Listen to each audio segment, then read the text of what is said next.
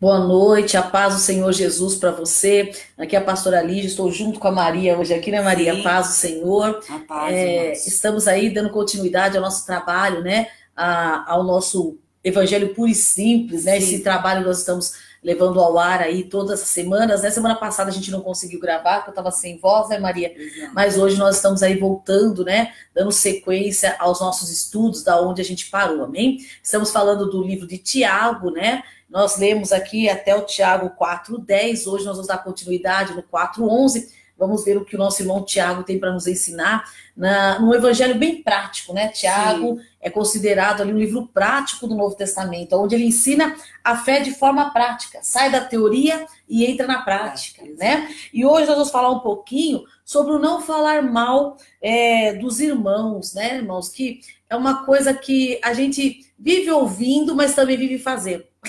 exato. Né? É. Vive ouvindo para não fazer e muitas das vezes se pega fazendo isso, né? Vamos ver o que a palavra de Deus fala para nós com relação a isso, a nós não falarmos mal dos nossos irmãos. Versículo 11, Má. Caros irmãos, não faleis mal uns dos outros. Quem se põe a falar contra algum irmão ou passa a julgar o seu irmão, acaba protestando contra a lei e a julga também. Ora, se passas a julgar a lei, cessas de obedecê-la e assumes a posição de juiz. Amém? Você vê como que ele vai explicar? Olha, irmãos, não faleis mal uns dos outros. Agora, tem muita gente, Maria, que muitas das vezes ele vai falar alguma coisa da pessoa e fala assim, mas eu tô falando uma verdade. Sim, Mas essa verdade, muitas das vezes, é um mal contra a pessoa. Tá, todo mundo tem defeito. sim, Eu sei que você tem defeito, eu tenho defeito, mas isso não nos dá o direito de nós nos reunirmos para falarmos os defeitos dos nossos irmãos. a gente acaba denegrindo, Denegrindo, porque né, a imagem do exatamente, Maria, porque o falar mal é justamente pegar um defeito do irmão e bater em cima dele, Sim, né? Por exemplo, você me viu um dia perder a paciência. E naquele dia que eu perdi a paciência, como todo mundo perde, né, irmão? Porque ninguém tem sangue de barata, como a gente diz, né? Todo exato. mundo perde a paciência alguma vez na vida. E você me viu, por exemplo, eu gritar. Eu gritei. Tá? Aí você fala assim, puxa, a pastora Lígia disse que Deus não se agrada da gritaria, mas ela gritou. Eu ouvi, quer dizer, foi uma vez, numa ocasião que muitas vezes você perdeu a paciência.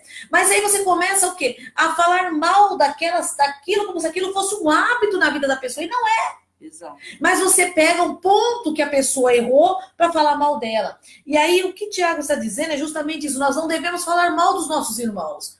Nós devemos olhar os nossos irmãos, devemos fazer o que a palavra de Deus nos diz, exortar se for preciso, tá? Chegar, chamar atenção se for preciso, mas não falar mal do irmão. Exato. Tá? Por que ele vai dizer isso? Porque quando nós colocamos a julgar, a falar mal de alguém, nós ao mesmo tempo estamos julgando aquela pessoa também. Exato. Não é? Quando eu falo mal de alguém, eu parto para um julgamento. E a partir do momento que eu faço um julgamento da pessoa, eu estou indo contra a lei de Deus. E eu estou me tornando o quê? Juiz. Quer dizer, eu estou condenando a pessoa. Verdade. Não é, Maria?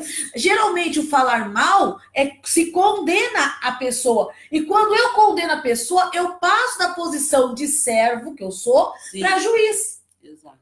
Sendo que eu não tenho esse direito, sabe por quê, irmão? Porque eu erro nas mesmas coisas que as pessoas erram. Ou se eu não erro na mesma, eu erro em outra. Mas diante de Deus, como o pecado é tudo a mesma coisa, não há diferença para Deus, então eu erro também. Exato. Não é? Até tem um ditado no mundo que as pessoas dizem, ó, quando a gente aponta o dedo para uma pessoa, nós temos três apontando para nós, né? Exato. Você aponta um para a pessoa e você tem três apontando para nós. Então, a questão de falar mal das pessoas é muito sério, nós deveríamos analisar antes de falar, tá? Exato. Mesmo que seja uma verdade para você, mas se vai denegrir o irmão, se vai destruir a imagem do irmão, Sim, não fale. guarde para você. Guarde para você. É um pecado, pastora, tem que levar ao conhecimento da igreja. Leve ao conhecimento do seu pastor, converse com ele, Sim, tá? Mas não espalhe sobre isso. o seu irmão para os outros, Exato. né? Para que você não venha aí a se tornar um juiz e aí a gente tem que se prestar contas com o próprio Deus, não é? Versículo 12 vai dizer o quê, Má? Um só é o legislador e juiz. aquele que pode salvar e aniquilar. Tu, no entanto, quem és para julgar o teu semelhante? Amém? Ele vai falar, ó, só tem um rei, um só legislador e juiz. Por que Deus ele pode ser legislador e juiz? Por quê? Porque Deus nos conhece profundamente, irmão. Sim. Deus, quando ele nos julga, ele não nos julga pelas atitudes externas que nós estamos fazendo. Ele julga pela intenção do nosso coração. Sim. Então, o juízo de Deus, ele é perfeito.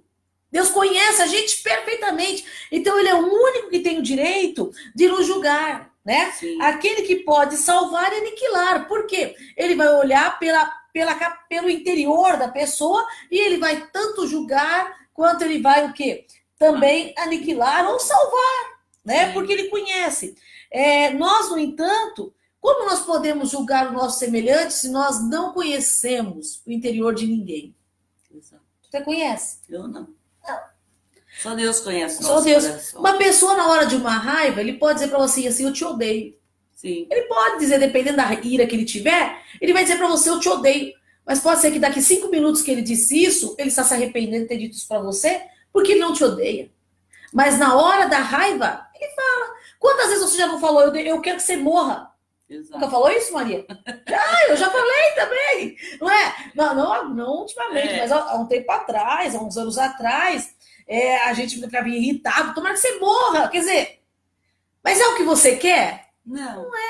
Daqui a 5 minutos já... Meu Deus, por que eu falei isso? Meu Deus, por que eu fui falar isso para aquela pessoa? Por quê? Eu geralmente fala isso para marido, né? Quando a gente briga, né? Nem que você não morre e me deixe em paz. Depois nós falamos, não quero, não é isso que eu quero, não. Né? Porque a gente, na hora da ira, irmão, por isso que a gente tem que tomar muito cuidado também com essa questão da ira. A hora da nossa ira, nós acabamos usando ou extrapolando até mesmo os nossos sentimentos e acabamos falando coisas que a gente não deve, que depois a gente venha se arrepender, né? Por isso que existe um fruto do Espírito chamado domínio próprio, que todos nós deveríamos buscar, para que você possa até se irar, mas não pecar. Né? Como diz a palavra de Deus, irar e não pecar. Se você tiver domínio para segurar, para se manter, né? E muitas vezes você até pensa, mas não fala, porque o que você pensa, você depois trata com Deus, mas o que você falou aí já vira com as pessoas, aí já é complicado, né, Maria? Exato. Então você muitas vezes tem que ter esse domínio para não pecar. Mas como muitas das vezes nós ainda estamos em crescimento e não temos, a gente às vezes erra nisso, tá? E temos que lembrar uma coisa, que Deus é quem conhece o nosso coração. Por isso, antes de falar mal de alguém, difamar alguém, pense nisso. Você está vendo muitas das vezes a atitude externa, tá? Exato. Mas Deus conhece o coração. E Deus sabe quem é a pessoa, tá? E Deus é o juiz de toda a terra. Então, qual é o correto? É orar e entregar na mão de Deus. Sim. Não é? O Senhor é quem conhece. Então, o Senhor que faça a justiça que tem que ser feita, porque Ele é o juiz de toda a terra. Certo? Amém. Bom, se você que está aí com a gente, né, Maria? Sim. Tem vários irmãos aí que já entraram conosco, né? Um abraço aí. Isso, a Bene, Eliane Martins, Essa é minha prima.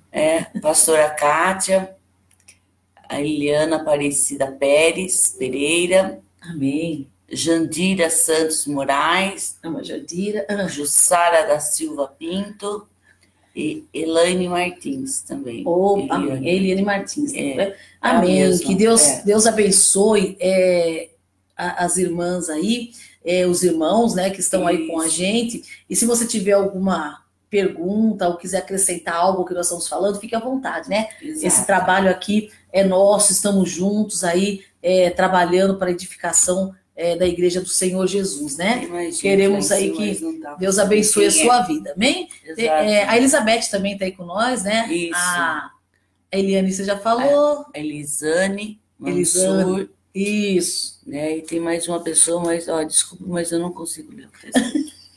Entendeu, né? O problema aqui, né, irmão? Tudo depois de 50. Ele apagou um pouco, acabou, Januário, não sei o que, Januário. Amém. Irmão, perdão aí, mas mas a idade não permite. Tem que respeitar os cabelos brancos da irmã. Vamos lá. não sou falso, sou verdadeiro. Eu sou verdadeiro, né, Maria? Mas vamos lá, continuando então a palavra de Deus, irmãos. Agora nós vamos falar versículo 13. Ele vai falar submeter os nossos planos a Deus. Sim. Né? Nós, como cristãos, se Jesus é o Senhor da nossa vida, que a gente diz que Ele é, então tudo que eu vou fazer, eu devo consultar a Cristo.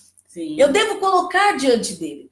Sabe, hoje nós vivemos uma geração que não é muito de fazer planos. Você já percebeu? É o povo que age no impulso. E no impulso não dá para consultar ninguém, né, irmão? No impulso eu faço. Mas a verdade é que nós deveríamos ser pessoas que façam planos, que façam projetos, e esses planos, esses projetos devem ser apresentados a Deus antes da sua execução. Né? Então, o que Tiago vai dizer é justamente isso. A igreja primitiva, ela tinha um temor tão grande com relação a Deus, ao cuidado com as coisas de Deus e com o próprio Deus, que eles não iam nem para uma cidade se Deus não permitisse.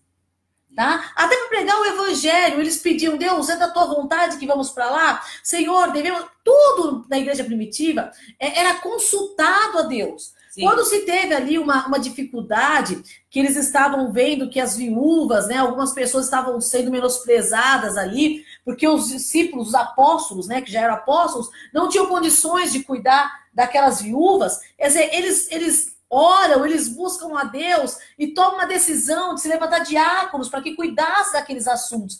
Mas você vai perceber que tudo que eles faziam, Deus era consultado. Não era assim à toa, vamos fazer. Não, vamos consultar a Deus. Se essa é a vontade de Deus, nós fazemos. Se essa não for a vontade de Deus, nós não vamos fazer. Por quê? Irmão, andar contra a vontade de Deus é a pior besteira que tem. Por quê? Nós precisamos dele para que os nossos planos se concretizem. Sim. Precisamos de Deus. E quando eu estou fora da vontade dele, ele não vai agir. Não. Mas se eu estiver na vontade dele, as portas vão se abrir, as coisas vão acontecer normalmente, porque nós estamos debaixo da vontade de Deus, tá? Então, aqui o que ele vai dizer é nesse sentido que nós devemos buscar, perguntar a Deus mesmo, falar com ele, né, Maria? Exato. Pode ler para nós aí. Agora, prestai atenção, vós que aclamais. Hoje ou amanhã iremos a tal cidade. Lá nos estabeleceremos por 1 ano, negociaremos e obteremos grande lucro. Contudo, vós não tendes o poder de saber o que acontecerá no dia de amanhã, que é a vossa vida, sois simplesmente como a neblina que aparece por algum tempo e logo se dissipa. Amém. Você sabe que essa questão, Maria, da gente submeter todos os nossos planos e projetos na mão de Deus, isso nos torna dependentes de Deus. Sim. Quando nós não fazemos isso, nós nos tornamos arrogantes, né? Aqui ele diz assim, olha, eu vou para outro lugar, o cara ia fazer uma vida. Exato. Né? Iremos a tal cidade, lá nos estabeleceremos, né? Por 1 ano, quer dizer, ele põe prazo, vamos negociar, vamos obter lucro, quer dizer, ele estava pensando isso, mas não consultando a Deus. Eu devo ir. Tudo isso aqui, irmão, não é ilícito de fazer, não é ilícito você mudar de cidade, não é ilícito você mudar de casa, se você tem um desejo de mudar, não é ilícito nada disso, não é ilícito você ganhar um dinheiro, desde que ele venha do seu trabalho, não é ilícito, mas tudo deve ser colocado nas mãos de Deus. Hoje, nós vemos que o cristão se denomina que Cristo é o Senhor da sua vida, só que ele não coloca tudo na mão de Deus. Não. Né? Ele tem um problema na igreja, Maria, o que ele faz? Muda de igreja. Ele não ora, ele não busca Deus para saber, Deus, o que eu tenho que fazer? Deus, aconteceu isso comigo ali, mas o Senhor quer o que da minha vida? Eu devo ficar ali ou eu devo sair? O que o Senhor quer que eu faça? Não. Aconteceu. É mais fácil sair. É mais fácil sair. É mais fácil me livrar dos problemas sem consultar a Deus do que eu consultar a Deus e ouvir dele uma resposta. Fica lá, meu filho. Enfrenta o problema, resolve o problema. Então, a gente muitas vezes não consulta. A gente quer, por exemplo, vender alguma coisa, a gente vai e faz toda aquela propaganda para venda, mas não pergunta a Deus, abre a pessoa, vai à frente, abre as portas para que isso dê certo, é da tua vontade, não é? Vai casar, irmão, arrumou um namorado, glória a Deus, aleluia, né, irmão? Mas tem que perguntar a Deus, esse camarada aqui que eu tô namorando, eu não conheço ele interiormente, eu conheço o visual, me atrai, eu gosto, né? Me chama a atenção. Tem química, né? Tem química. Mas, Senhor, o coração como é? Eu não conheço. Mas não, fica fica cego de amor e casa. Fica cego e burro. Fica cego e burro. Depois fica desesperado para se livrar do traste. E aí já viu, né, irmão? Depois que casou, não tem como. E tanto tá. homem quanto mulher, né, irmão? Aí fica desesperado. Como é que eu... Meu Deus, como é que eu entrei nessa fria? Entrou porque não orou. Não buscou. Não buscou. Ou não quis ouvir. Não quis ouvir. Vezes Deus né? falou. Mas a gente ouve aquilo que convém, né, pastora? É como nós temos nossos filhos, não temos? Então, a gente ouve o que a gente quer ouvir, né? A gente fala, mas eles ouvem aquilo que eles querem. Exatamente. Eu não sou a favor, irmão, estou falando de mim, eu não sou a favor de casamento encomendado. Não sou a favor de casamento e profecia. Não sou. Eu acho que Deus nos deu o direito de escolher quem nós queremos, tá? Sim. Eu acho que isso. Você escolhe. Aí você entra em oração. É isso mesmo, Deus. Olha, é isso. Eu não vou sofrer. Meu pai, eu sei que luta a gente vai ter, que todo mundo tem. Mas é uma boa pessoa para me casar? Como vai ser um bom pai? Vai cuidar bem dos nossos... Como é que vai ser? Quer dizer, orar, irmão, colocar diante de Deus. Sim. Você pretende mudar de serviço? Amém, não há nada errado. Mas ore. Deus, é o tempo oportuno agora. É isso que o Senhor tem para mim. Aonde eu vou? Qual é a tua vontade? Tudo, irmão, deve ser colocado nas mãos do nosso Deus. Tá? Nós quebramos muito a cara porque nós não oramos. Nós tomamos as decisões de acordo com a nossa visão, de acordo com aquilo que nós pensamos. As coisas não estão dando certo aqui, é para mim sair daqui. A porta fechou aqui, é para mim sair dali. Você esquece que tem um Deus que abre porta. Né? Exatamente. A gente tem que sair daqui. Na igreja ali tem problema? Tem outra igreja, eu vou para outra. O ministério tá me dando problema, eu largo o ministério. Tudo a gente abandona, a gente não consulta a Deus, tá? E deixamos tudo mal resolvido. Né? E isso só traz consequências, só. E aí ele vai dizer o seguinte aqui: contudo, nós não temos o poder de saber o que acontecerá no dia de amanhã. Você sabe o que vai acontecer amanhã? Eu não. Você sabe? Eu não. Não. A gente até supõe, até faz planos para o dia de amanhã, mas não sabemos o que vai acontecer. Aí ele fala, que é a nossa vida. Por isso que eu falo que ele fala assim, Maria, em questão para a gente não se tornar orgulhoso, entender que é a nossa vida. O que nós somos, irmão? Uma neblina. Uma neblina. Se já aconteceu isso com você, de alguém conhecido falecer, e você fala, mas meu Deus, eu conversei com a pessoa ontem.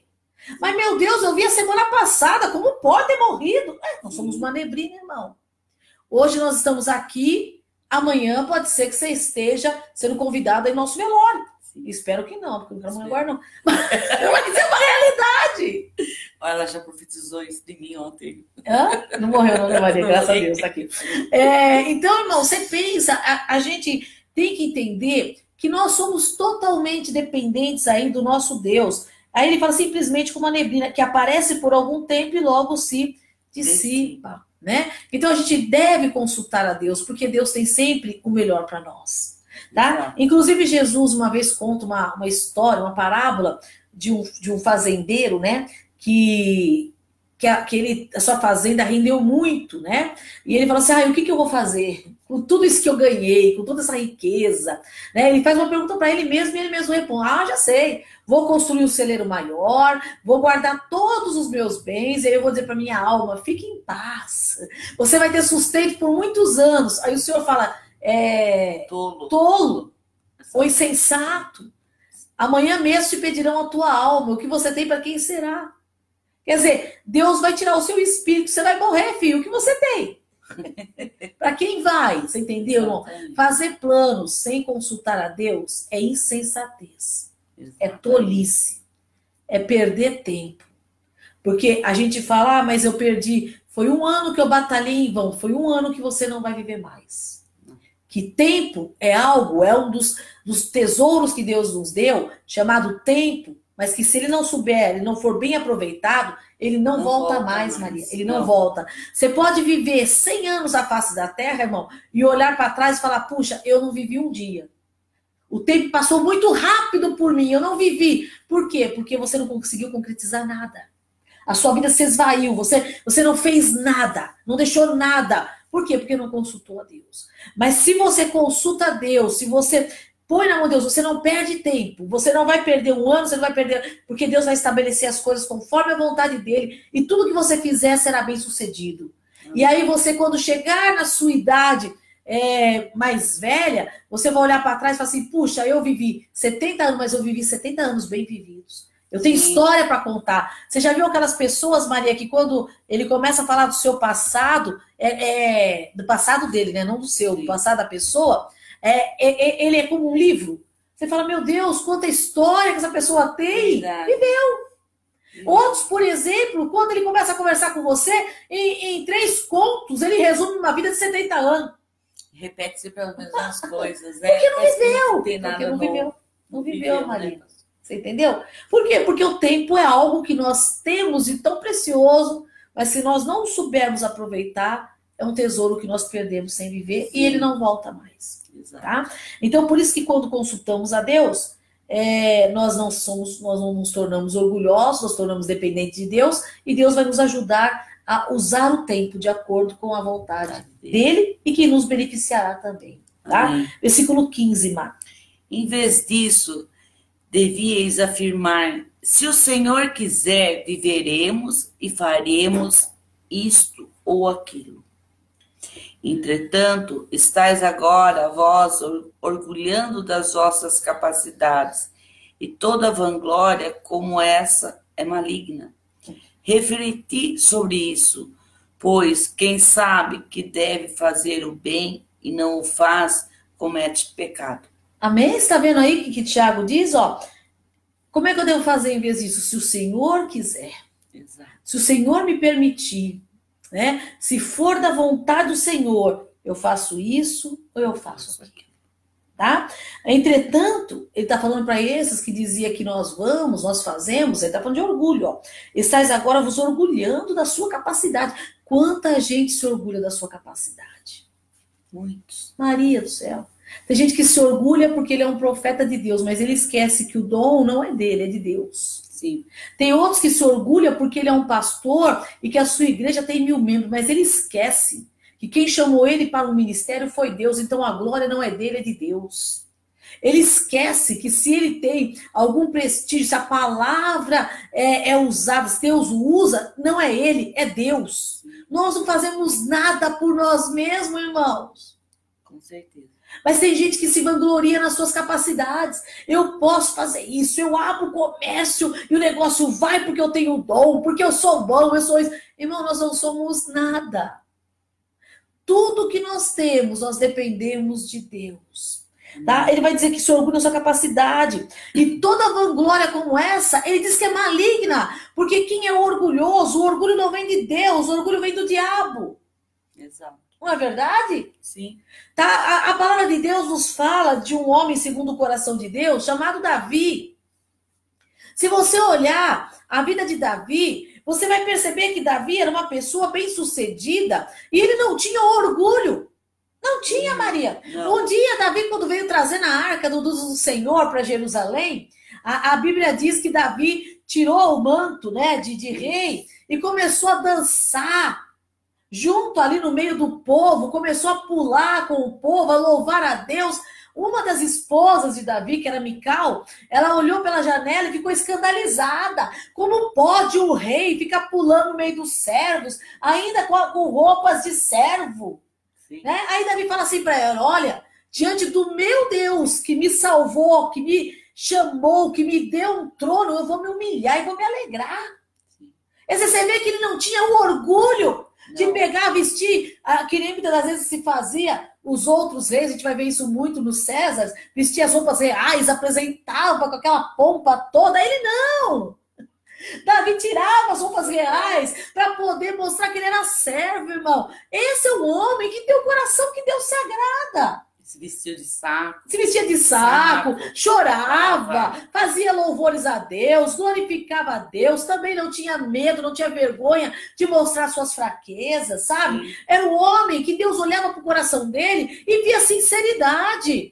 É isso que Deus viu em Davi, sinceridade. Davi não era perfeito, irmão. Não. Se você for olhar bem a vida de Davi e até mesmo a vida de Saul, você por muitas horas vai dizer assim, puxa, pastor, mas Saul era muito mais perfeito do que Davi em algumas atitudes. Saul nunca adulterou, Saul não cometeu um assassinato para esconder o pecado. Não. Mas Deus rejeitou Saul. Sabe por quê? Porque Saul achava que ele podia tudo. Ele confiava no poder que ele tinha. Ele não se rebaixava diante de Deus. Ele achava que ele era o melhor. Ele era orgulhoso. Davi, embora cometeu todos esses erros, mas Davi tinha um coração de arrependimento.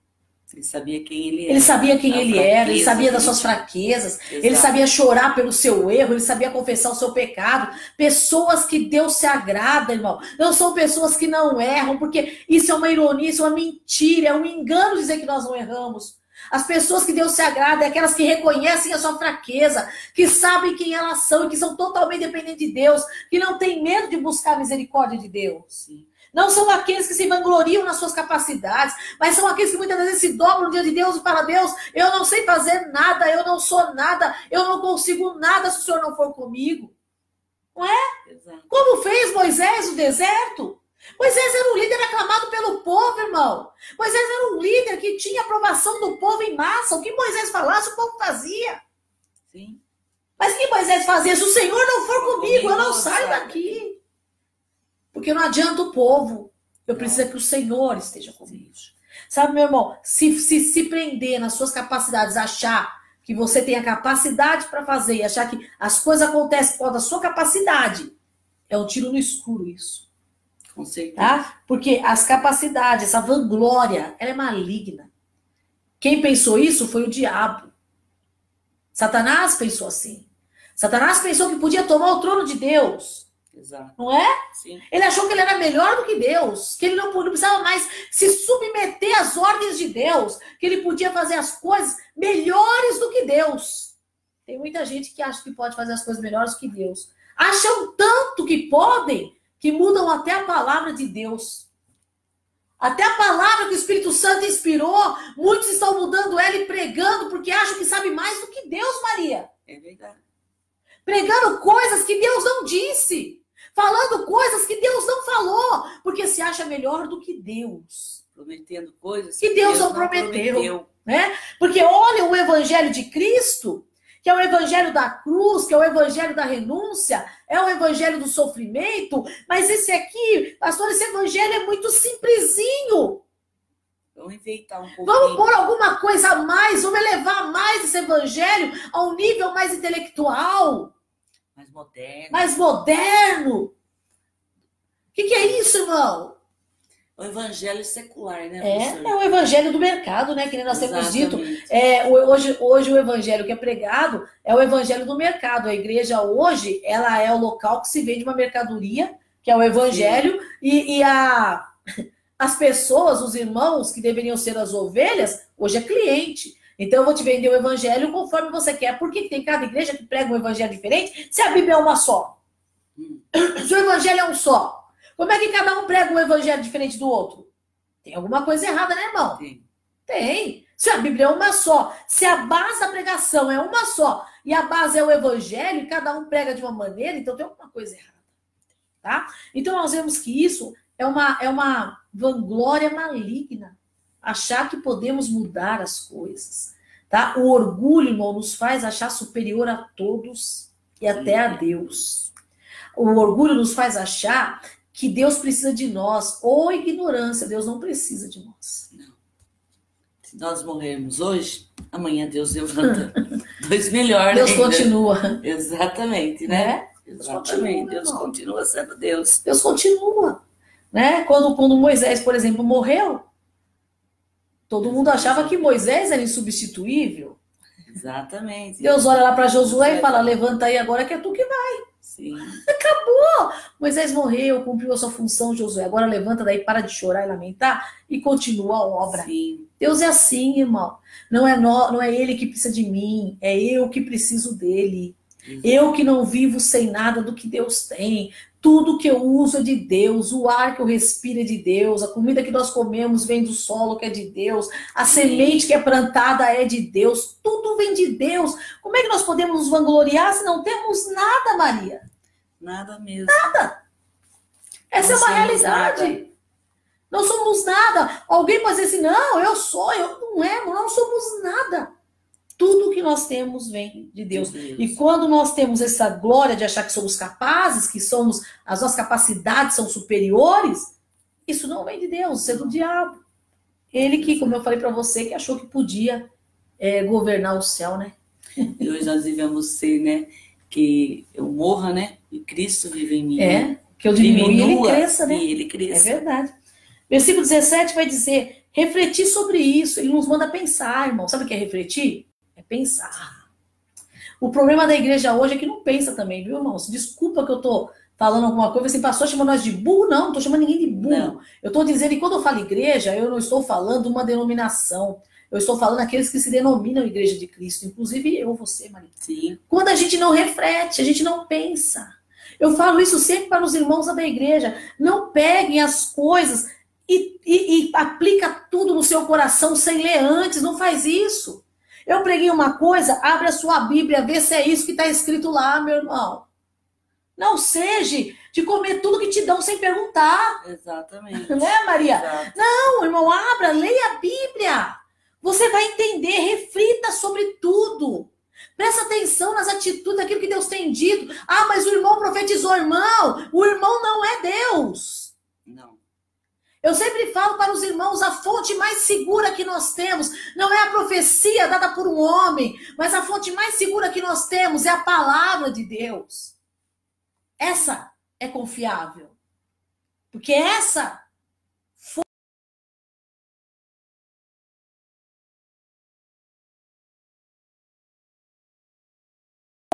Exato. Infelizmente, irmão, vamos abrir o nosso coração, abrir os nossos olhos. Tem muita coisa que está sendo falada que não é Deus que está falando. Com certeza. Reflita sobre tudo, irmão. Não se deixe enganar, porque a sua fé é muito importante, Maria. Com certeza. Aquilo que está em jogo não é uma vida física apenas, mas é uma vida eterna, é uma vida espiritual, irmão. É uma eternidade que está em jogo. Sim. E não dá para brincar com isso, Maria. Não. Não dá. Não dá para brincar com isso. Com certeza. É muito sério isso tudo, tá, irmãos? Ele vai dizer, ó. Quem sabe que deve fazer o bem e não o faz. Olha só. Reflete sobre as coisas. E entenda. E se você sabe que tem que fazer o bem e não faz, comete pecado. Comete pecado. O que é pecado? Pecado é a única coisa que me separa de Deus. Exato. Se eu sei que eu tenho que amar você, mas eu não amo, estou cometendo pecado. Sim. Se eu sei que você errou, você veio, conversou comigo, pediu perdão e eu não perdoo, eu estou cometendo pecado.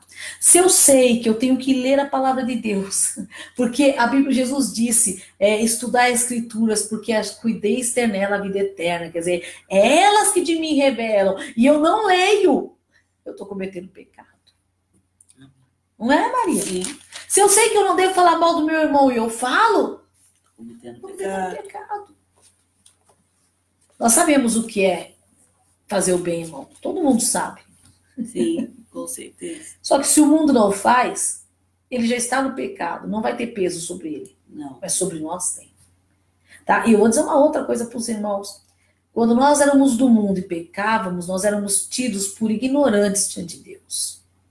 A partir do momento que nós estamos na presença de Deus e temos conhecimento, os nossos pecados já não são mais praticados na ignorância. Não. Eles têm um peso maior.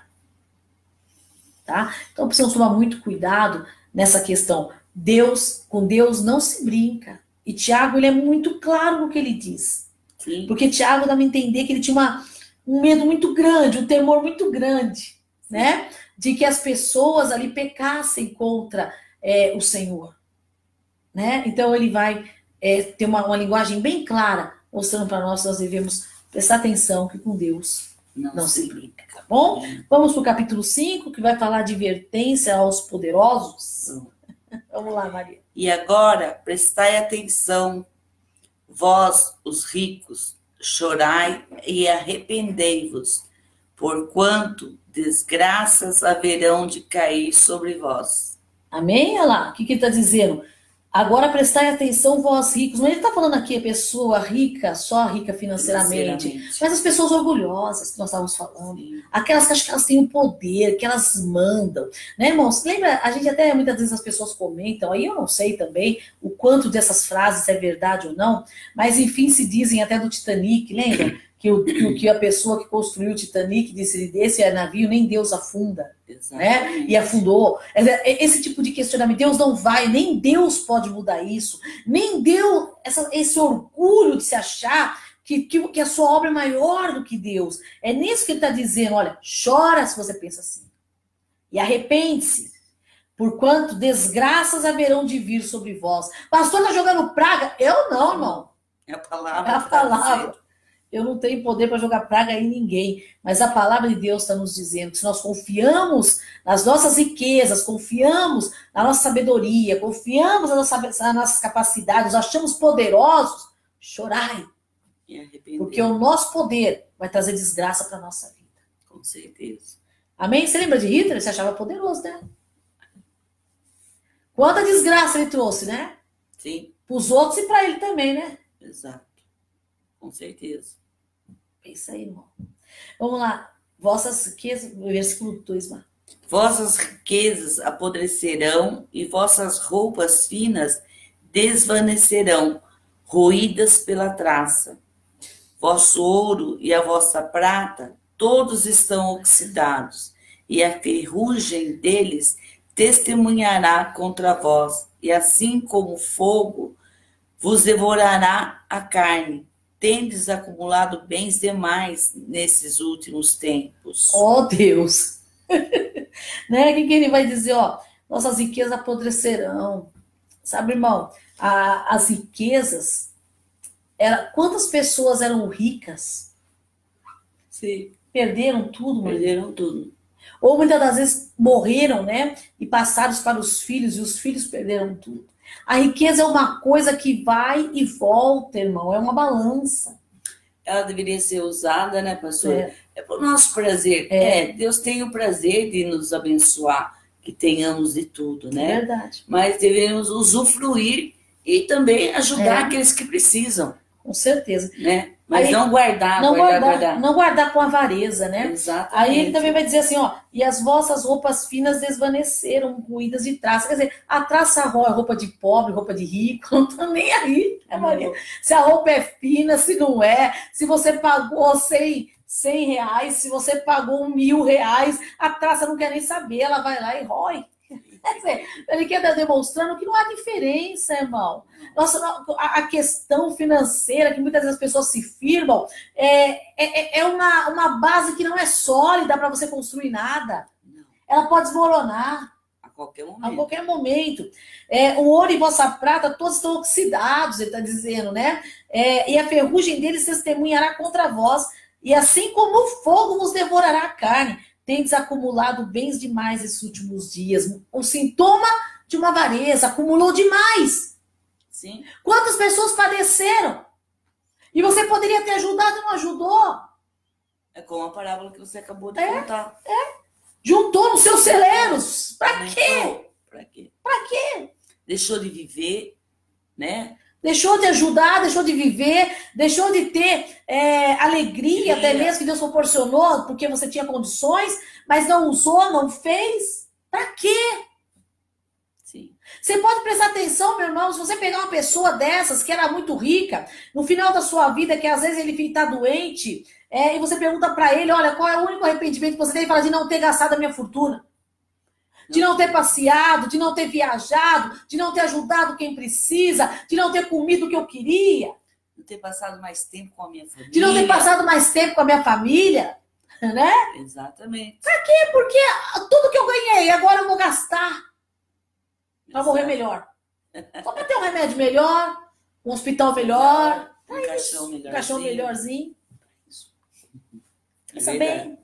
É isso que ele está nos chamando a atenção aqui, versículo 4, Mar.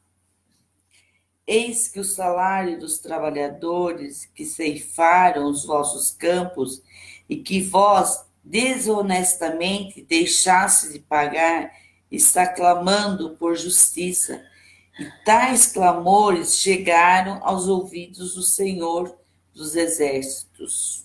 Amém? Você viu como é que era a fortuna deles ainda? Qual era o meio? Que eles conquistaram a fortuna? Desonesto. Ilicitamente. Pessoas que se aproveitam dos outros. Presta atenção, meu irmão. Crente não pode ser aproveitador, Maria. Não, tem que ser honesto. Nós não podemos aproveitar dos outros. Tem pessoas que são crentes e usam isso, cristão, como aproveitador. Sabe, irmão? Pega as coisas suas, não devolve. Né? Compra coisa sua. Compra, não paga. Né? Exato. Você vai fazer um serviço para a pessoa não te paga no serviço que você fez, porque ele acha que ele não precisa pagar porque você é irmão. Peraí, irmão. Não aproveite das pessoas. Sim. Quando contrata alguém para fazer algum serviço, acha tudo caro, mas muitas das vezes as coisas dele ele não acha, mas as dos outros é. Sim. Cuidado, irmão. Desvaloriza o trabalho dos outros, sobrevaloriza o seu. Exato. Não seja assim. A palavra de Deus diz que aqueles ali que Tiago está dizendo, a fortuna deles é injusta, porque eles tinham explorado os seus empregados. E o clamor... Só que os empregados clamaram por justiça. Por justiça. E o que acontece? E tais clamores chegaram aos ouvidos do Senhor dos Exércitos. Entendeu qual o problema? O juiz de toda a terra ouviu. Sim. E o juiz de toda a terra começa a entrar, então, com a sua justiça. E aí o negócio fica feio. Vamos ler, mano? Vamos. Tendes vivido regaladamente sobre a terra, satisfazendo todos os vossos desejos, e tendes comido até vos fartardes, como em dias de festa. Condenais e matais o justo, sem que ele tenha vos oferecido qualquer resistência. Olha só, parece aqueles coronéis, né, Maria? Exato. Né? Aí ele fala, ó, você viveu regaladamente, você nem se preocupou. Lembra da parábola também do rico e de Lázaro? Que o rico não dava nem as sobras da comida para Lázaro, né? Tem gente que joga fora com tanta gente passando necessidade. Não é? Viveu regaladamente, né? Comeu, fartou, não se preocupou com nada, nem com ninguém, nem com aquela pessoa que bateu na porta pedindo um prato de comida. Eu não tenho, sendo que você tinha até para jogar fora. Não usou de misericórdia. Não usou, quer dizer, não teve piedade de ninguém, condenou e matou o justo, quer dizer, aquele que era trabalhador, aquele que verdadeiramente estava agindo com honestidade, muitas vezes matou. E o matar não está falando simplesmente de matar aqui, na questão de pegar e matar mesmo, né, física, mas muitas vezes nós matamos com a nossa língua, nós falamos mal, nós denegrimos o trabalho da pessoa, dizemos que a pessoa não trabalha bem, né, acusamos a pessoa de alguma coisa que ela não fez, matamos a pessoa. Condena, né? E aí ele vai falar, ó, sem que ele vos tenha oferecido qualquer resistência. Às vezes a pessoa nem te fez nada. Você já viu que tem gente que pega implicância com os outros que nem fez nada para ele? Já. Né? Eu não gosto do fulano e tal. Mas que você conhece ele? Não, mas não gosto dele. Não fui com a cara dele. Não fui com a cara dele. Não é? Exato. A pessoa às vezes nem ofereceu resistência, irmão. Tiago está alertando, tomarmos cuidado com essas coisas, com essas atitudes. Nós somos cristãos. Ah, mas pastor, ele estava escrevendo para quem? Para o mundo? Não, ele estava escrevendo para a igreja. Sim. A Bíblia foi escrita para a igreja, para o seu povo, para o povo de Deus, orientação nossa. Não queira ser um poderoso. Você que é um pastor e que muitas das vezes, irmão, me perdoa do que eu vou falar, mas você muitas das vezes tira das suas ovelhas mais do que devia. Você se encaixa aqui. Exato. Exige das suas ovelhas coisa que elas não podem dar. Ah, pastora, mas a gente dízimos e ofertas, tudo bem, dízimos e ofertas é bíblico. Sim. Mas não exagere, irmão. Oferta de sacrifício que a pessoa tem que vender o único carrinho que ele tem, irmão. Deus não está nesse treco não, meu filho. Oferta de sacrifício que a pessoa tem que dar o seu salário mensal. Ele vai viver do quê, meu irmão? Deus não está nesse negócio. Você vai me desculpar. Deus não está nisso. Está tirando da ovelha. Está tirando do trabalhador, daquele que tem sido justo, que nem ofereceu resistência, que muitas vezes vai lá e dá na falsa esperança de que está agradando a Deus, e que na verdade está agradando ao homem, não a Deus. Exatamente. E a palavra fala, né, pastor, se alguém tem alguma coisa contra você, quer dizer, se você está devendo para alguém, né, vai lá e acerte com ele primeiro, depois traga a minha oferta, traz a oferta ao Senhor, né, ou deixa a sua oferta e vai lá e trata com a pessoa, porque muitos estão se firmando nisso, né, na minha vida o diabo não toca, porque eu sou dizimista, eu sou ofertante fiel na casa de Deus, e eu já vi muita gente caído do... Exatamente, sabe, irmão? Aqueles que se acham os poderosos, né? Sim. Que comanda, que controla. Toma cuidado, meu irmão. A palavra de Deus ela é muito clara com relação a isso. Exato.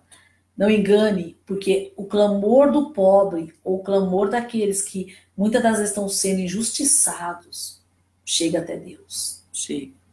E Deus é juiz justo. Amém? Vamos ver se nós conseguimos caminhar mais um pouquinho, Maria. Versículo 7. Portanto, meus irmãos, sede pacientes até a vinda do Senhor. Observai como o lavrador aguarda o precioso fruto da terra, esperando com paciência até que receba as primeiras chuvas de outono e as que encerram a primavera. Pode continuar. Sede vós igualmente perseverantes, fortalecei o vosso coração, porquanto a vinda do Senhor está próxima. Amém. Olha que coisa linda, meu irmão. Né? Ele vai dizer para nós termos coragem no dia do sofrimento. Né? Nós devemos ser pacientes até a vinda do Senhor. Né? Observar como o lavrador aguarda. Ele dá um exemplo. Olha, quando o lavrador ele planta alguma coisa, ele sabe que tem o tempo daquela semente germinar e dar o seu fruto. Ele aguarda com paciência. Nós plantamos algo, irmão. Sim. Nós plantamos espiritualmente, nós plantamos a nossa vida. Ela vai dar fruto. Jesus plantou uma semente em nós, vai dar fruto. Nós estamos usando a nossa fé. Um dia Jesus vai vir nos buscar. Aguarda isso, irmão. A volta do Senhor está próxima. Tá? Ele fala, sede vós igualmente perseverantes. Persevere, não desista. Ai, pastora, mas eu tô cansado. É tanto engano, é tanta mentira. É tanta coisa errada que a gente vê. É mesmo, meu irmão. Mas eu vou dizer uma coisa para você, querido. Quando o Senhor pediu para Noé construir uma arca e para salvar sua família e os animais, aquela arca fedia.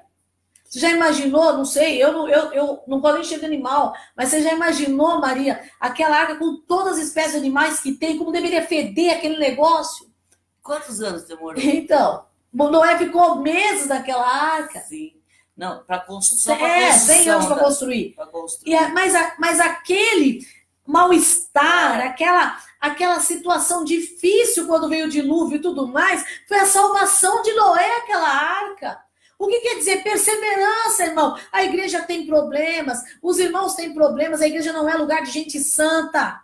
A igreja é um local, é um hospital, a igreja é um local onde muitos estão doentes, é um local de aprendizado, é um lugar de mudança. Mas é ali que a gente recebe comida, é ali que a gente recebe alimento espiritual. Não desista, irmão. Seja perseverante. A volta do seu Senhor está próxima. Não desista. Seja um pouquinho mais perseverante. Amém. É isso que Tiago está querendo dizer. Eu sei que se nós olharmos para ao redor, irmão, a gente vê um monte de gente que não leva nada a sério. Dá a impressão que a gente está lutando sozinho. Mas seja perseverante. A volta do Senhor está próxima. Noé suportou todas as coisas ali para salvar a sua família. Suportaram todo o mau cheiro, suportaram todo... Não sei nem se eles conseguiam dormir, porque animal, cada um tem um hábito de... Exato. Né? Um hábito noturno, outros não, né? Sim. Não sei nem se eles conseguiam dormir direito, mas enfim, Noé suportou tudo, porque aquela arca era a sua salvação. A arca é um símbolo da igreja. Ela é a nossa salvação. A igreja não, Cristo é a nossa salvação, mas a igreja, ela professa Cristo, ela leva Cristo até nós, né? Porque a igreja por si só, como instituição, ela não salva ninguém, mas ela é o local onde nós apresentamos a salvação. Persiste, irmão. Tá difícil? Tá difícil para mim também. Tá difícil para você, Maria. Tá. Não se desespere, não, irmão. Eu também tenho minhas dificuldades, também tenho, Nossa, Maria. também. Ixi. Ixi, se tem ainda, né? E como tem, irmão? Mas não desista. A volta do Senhor está próxima. Pode ler, Maria. Amém. Irmãos, tomai como exemplo de paciência, a perseverança, a atitude dos profetas que pregaram em nome do Senhor diante do sofrimento. Eis que consideramos bem-aventurados todos quantos demonstraram fé ao atravessar muitas aflições. Tendes ouvido falar a respeito da paciência de Jó, e bem sabeis que solução final o Senhor lhes providenciou. O Senhor é pleno de compaixão e misericórdia. Amém? Você vê que ele vai dizer, você falou no versículo 9, né? Que diz assim, ó, irmãos, não vos queixeis uns dos outros, para que não sejais também assim julgados. Eis que o juiz está à porta, né? O queixar é a mesma coisa que nós falamos lá atrás, do falar mal, né, Maria? Exato. Que isso está às portas. Ele fala, irmãos, tomai como exemplo de paciência e perseverança a atitude dos profetas. Olha lá, se você ler a Bíblia, você vai entender o que é perseverança, Maria. Sim. Nós somos um povo imediatista, nós queremos as coisas agora. Mas olhe lá atrás os profetas. Veja quanto eles sofreram, veja quanto eles persistiram. Elias. Não é?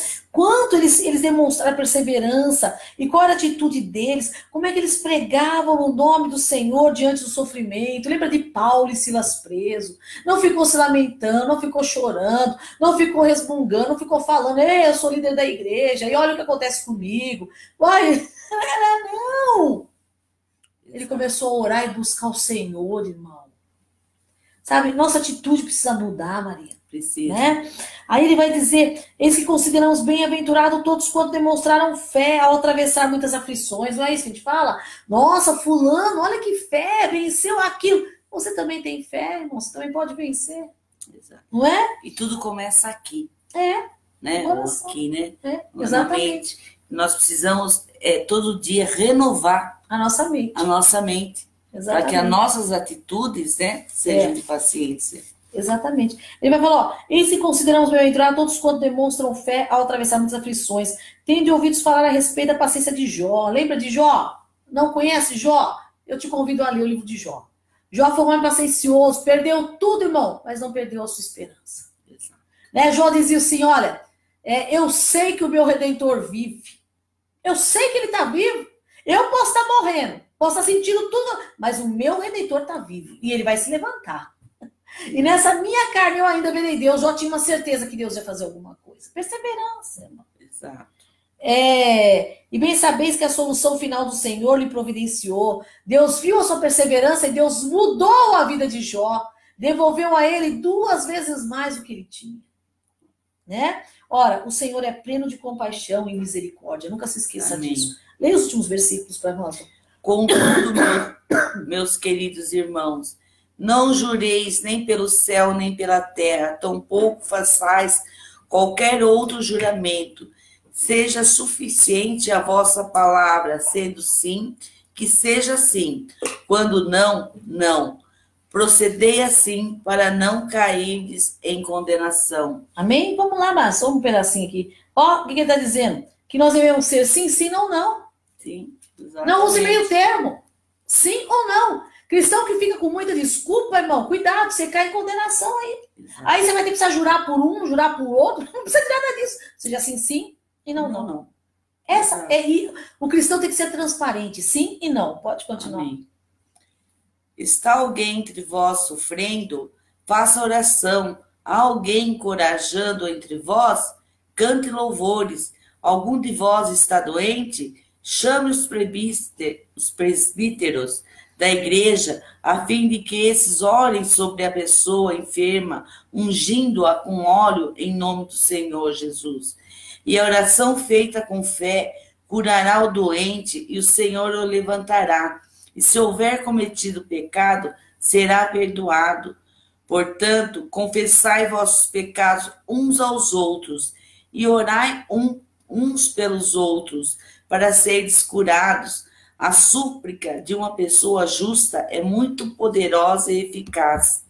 Elias era uma pessoa frágil como nós Ele orou fervorosamente, rogando para que não chovesse, e não choveu sobre a terra durante 3 anos e meio. Então fez outra oração, e os céus derramaram suas chuvas, e a terra produziu seus frutos.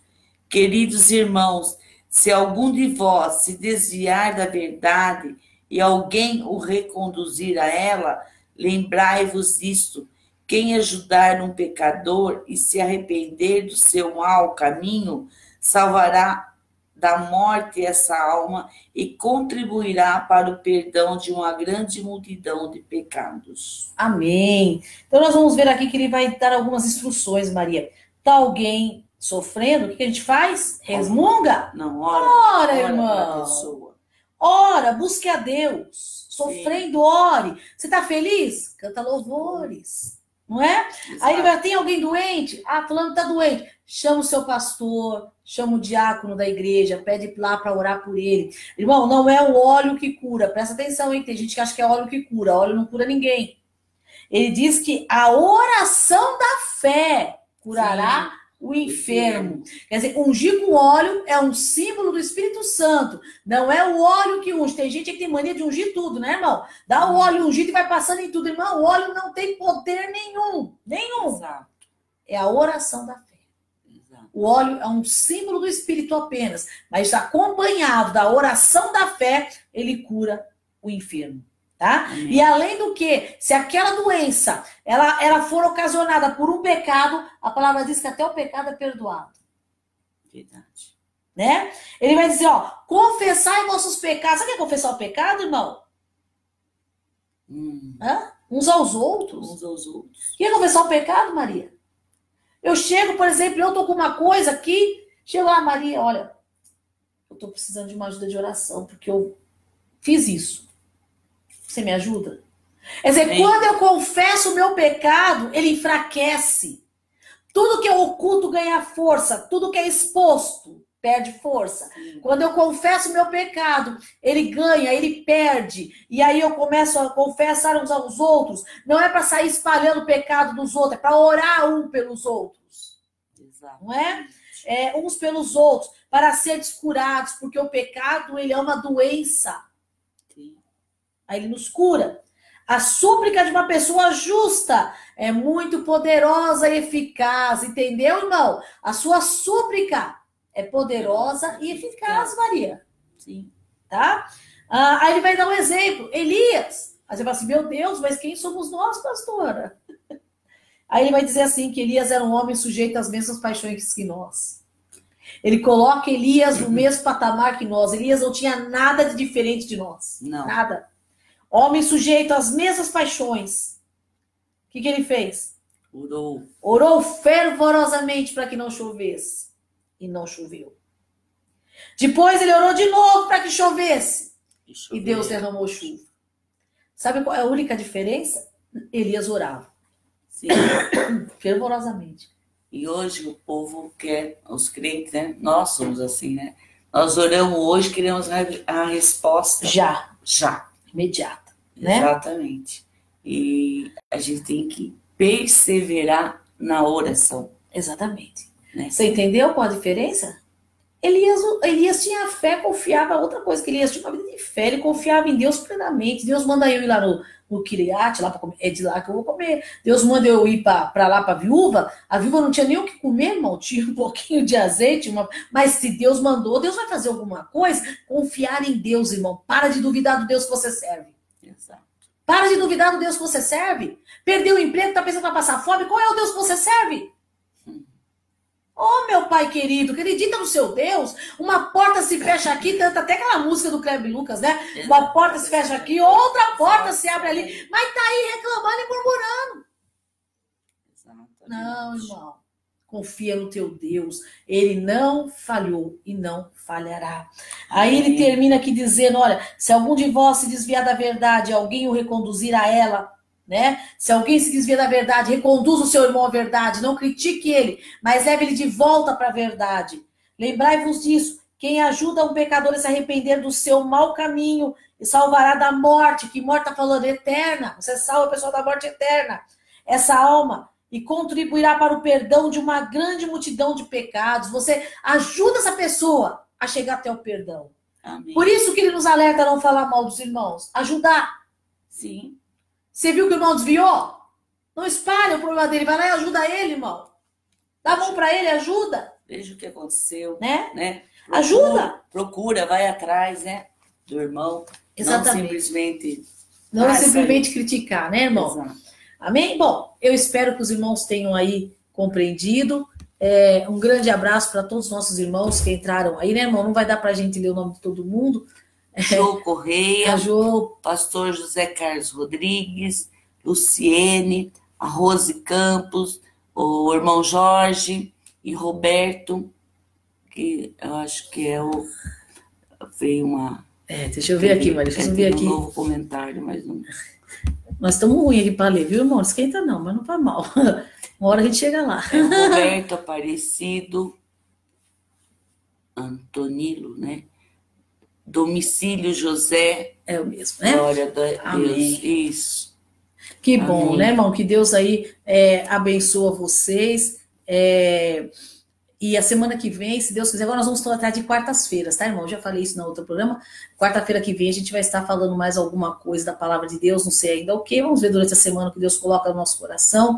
Mas se você quiser sugerir também, né, a gente está aí disposto, né, Maria? Sim. Pode sugerir temas aí para a gente poder estar conversando aí em nome do Senhor Jesus. Amém? Que Deus aí te abençoe sua casa, sua família, e vamos orar. Amém? Amém. Senhor, nosso Deus e Pai, em nome de Jesus Cristo, nós queremos apresentar a vida de cada um dos nossos ouvintes diante do Senhor, Pai.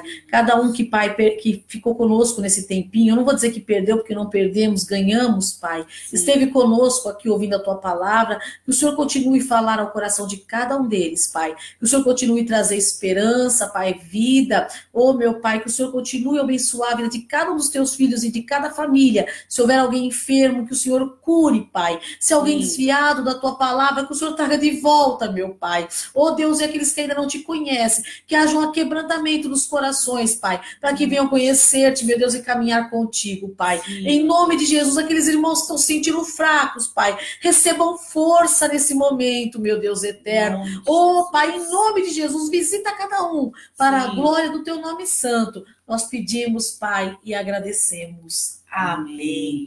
Amém, meus irmãos. Deus te abençoe. Foi um prazer estar com você aí, em nome do Senhor Jesus. Obrigada, Maria. Obrigada, pastora. Deus abençoe. Amém.